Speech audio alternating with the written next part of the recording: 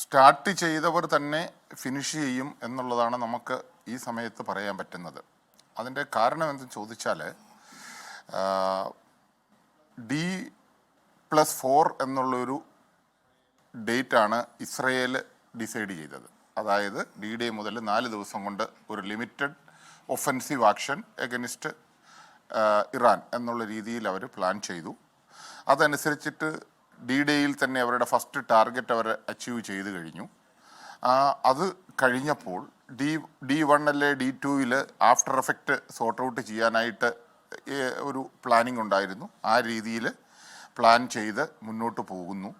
ആ സമയത്താണ് ആ പ്ലാൻ എയിലുള്ള, അതായത് ടാർഗറ്റ് ഐഡൻറ്റിഫൈ ചെയ്തതിൽ ടോട്ടൽ ടാർഗറ്റ് അത് ആയിട്ടില്ല എന്നുള്ള ഒരു രീതിയിലാണ് കാര്യങ്ങൾ പോകുന്നത്.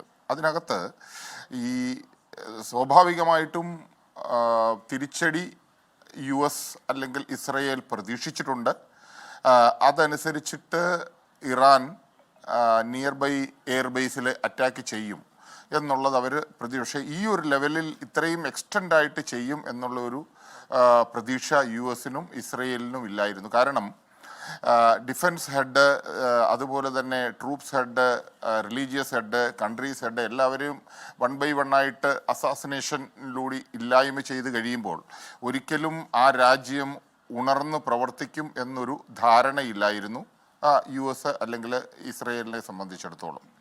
അതുകൊണ്ടാണ് അവർ ഇപ്പോൾ ഈ ഒരു ഷോർട്ട് ടേം പ്രോബ്ലം എന്ന് പറയുന്നത്. ഇതിൻ്റെ പരിണിത ഫലം ഞാൻ വിഷ്വലൈസ് ചെയ്യുന്നത്, കാരണം യൂണിലാറ്ററൽ സീസ് ഫയർ എന്നുള്ളത് ഇറാനെ സംബന്ധിച്ചിടത്തോളം ബിയോണ്ട് ഇമാജിനേഷനാണ്. അവർക്ക് ഉദ്ദേശിക്കാൻ പോലും പറ്റില്ല.